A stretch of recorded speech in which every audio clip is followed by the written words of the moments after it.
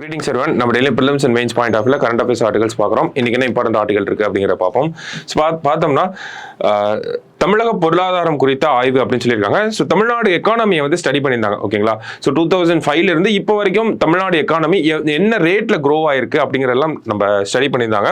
So யார் study பண்ணியிருந்தாங்க அப்படின்னு பார்த்தோம்னா மெட்ராஸ் ஸ்கூல் ஆஃப் எக்கானமிக்ஸ் அப்படின்னு சொல்லக்கூடிய அந்த ஒரு அமைப்பு தான் வந்து பண்ணியிருந்தாங்க. மெட்ராஸ் ஸ்கூல் ஆஃப் எக்கானமிக்ஸ் தான் அந்த ஒரு இதை பண்ணியிருந்தாங்க, ஸ்டடி பண்ணியிருந்தாங்க. யார் யார் தலைமையில் அப்படின்னு பார்த்தோம்னா சி ரங்கராஜன் அண்ட் சண்முகம் அப்படிங்கிற அவங்க ரெண்டு பேர் தலைமையில தான் பண்ணியிருந்தாங்க. ஸோ இந்த ஒரு ஸ்டடியை யார் பண்ண சொன்னது அப்படின்னு பார்த்தோம்னா நம்ம மாநிலத்தோட நிதித்துறை தான் வந்து பண்ண சொல்லியிருப்பாங்க. ஸ்டேட் ஃபினான்ஸ் டிபார்ட்மெண்ட் தான் இதை வந்து பண்ணணும் அப்படிங்கிறது சொல்லியிருப்பாங்க.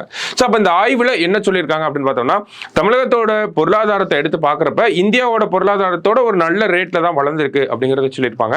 அதே மாதிரி பார்த்தோம்னா நமக்கு 2012 வரைக்கும் நம்மளோட growth rate 10% இருந்துச்சு. அதுக்கப்புறம் பார்த்தோம்னா அதுக்கு அடுத்த ஒரு 10 வருஷத்துல நம்மளோட growth rate வந்து 6% கிட்ட வந்திருக்கும் அப்படிங்கிறது சொல்லியிருப்பாங்க. ஸோ அது ஏன் அந்த 10ல இருந்து 6க்கா மாறி இருக்கு அப்படின்னு பார்த்தோம்னா அதுக்கான காரணம் என்ன சொன்னாங்க அப்படின்னு பார்த்தோம்னா ஜிடிபி கால்குலேஷன்ல நேஷனல் லெவல்ல ஓகேங்களா ஜிடிபி கால்குலேட் பண்ணுவாங்க இல்லையா, அதுல நேஷனல் லெவல்ல ஒரு சில சேஞ்சஸ் பண்ணனால அந்த ஃபார்முலால சேஞ்சஸ் ஆனனால தான் நம்மளோட growth rate அப்படிங்கிறது கம்மியான பெர்சன்டேஜா காட்டுது. ஓவராலா பார்க்குறப்ப நம்மளோட எக்கானமி நல்ல ரேட்ல தான் வளர்ந்துட்டு இருக்கு. இந்தியாவோட நம்மளோட எக்கானமி நல்லா வளர்ந்துட்டு இருக்கு அப்படிங்கிறது சொல்லியிருக்காங்க. அந்த வகையில அடுத்த வருஷத்தோட நம்மளோட வளர்ச்சி எப்படி இருக்கும், பொருளாதார வளர்ச்சி எப்படி இருக்கும் அப்படின்னு பார்த்தோம்னா 8% இருந்து ஒரு 10% ஏதாவது ஒரு நம்பர்ல தமிழகத்தோட பொருளாதாரம் வந்துடும்.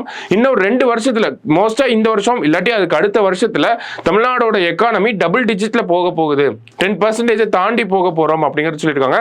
இதெல்லாமே நல்ல சயின்ஸ் ஓகேங்களா, நல்ல ஒரு அறிகுறிகள் அப்படிங்கறத சொல்லலாம். தமிழகத்தோட திட்டங்கள்னாலதான் இந்த ஒரு வளர்ச்சியை நம்மளால பார்க்க முடியுது. டபுள் டிஜிட் எக்கானாமிக் growth அப்படிங்கறத நம்ம அச்சீவ் பண்ண போறோம். சரிங்களா? சோ அந்த வகையில ஒரு சில விஷயங்களையும் நமக்கு முக்கியமா சொல்லியிருந்தாங்க. என்ன அப்படின்னு பார்த்தோம்னா இந்தியாவின் வளர்ச்சி முறையை விட தமிழ்நாட்டின் வளர்ச்சி உலகளாவிய ஏற்ற இறக்கங்களுக்கு ஆளாகிறது என்று அறிக்கை கூறுகிறது. அதாவது குளோபல் பிளக்சுவேஷன்ஸ் அப்படின்னு சொல்லுவோம். என்னென்ன குளோபல் பிளக்சுவேஷன்ஸ் எக்ஸாம்பிளுக்கு பார்த்தோம்னா நம்ம ரஷ்யா யுக்ரைன் போர் சொல்றோம், இஸ்ரேல் ஹமாஸ்ல நடக்கக்கூடிய அந்த சண்டையை சொல்றோம், COVID-19 அந்த ஒரு தாக்கத்தை சொல்றோம். இதெல்லாம் தான் நம்ம குளோபல் பிளக்சுவேஷன் அப்படின்னு சொல்றோம். ஓகேங்களா? உலகளாவிய ஏற்ற இறக்கங்களுக்கு இந்தியாவோட எக்கானமி அஃபெக்ட் ஆகுதோ இல்லையா, தமிழ்நாடோட எக்கானமி அஃபெக்ட் ஆகிறதுக்கு நிறைய வாய்ப்புகள் இருக்கு அப்படிங்கிறது சொல்றாங்க. அப்ப அதை பேஸ் பண்ணி தான் நம்மளோட பிளானிங் எல்லாமே இருக்கணும் அப்படிங்கறத நம்ம இந்த ஒரு பாயிண்ட்ல இருந்து புரிஞ்சுக்கிறோம். ஓகேங்களா? குளோபல் எக்கானமியோட அந்த குளோபல் பிளக்சுவேஷன்ஸ் வந்து தமிழ்நாட்டோட எக்கானமில ஒரு தாக்கம் இருக்கும் அப்படிங்கறது சொல்றாங்க. அடுத்து பார்த்தோம்னா பொதுக்கடனின் வளர்ச்சியை கட்டுப்படுத்துவதும் இந்த ஆய்வு வலியுறுத்துகிறது அப்படிங்கறத சொல்றாங்க. ஓகேங்களா? பொது கடன் அப்படின்னா பப்ளிக் டெப்ட், அரசாங்கத்தோட அந்த கடன் இருக்கும் இல்லையா, அந்த கடனை கம்மி பண்ணி ஆகணும் அப்படிங்கிற அந்த ஒரு கட்டாயத்தையும் இந்த இடத்துல சொல்லியிருக்காங்க.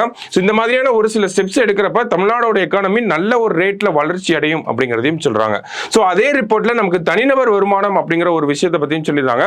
தமிழ்நாட்டோட சராசரியை வந்து கொடுத்துருக்காங்க. எவ்வளவு அப்படின்னு பார்த்தோம்னா 2,36,783 ரூபா அப்படிங்கிறது தமிழ்நாட்டோட சராசரி தனிநபர் வருமானம். ஒரு நபரோட தனிநபர் அந்த வருமானம் அப்படிங்கிறது 2,36,000 ரூபாயில இருக்கு.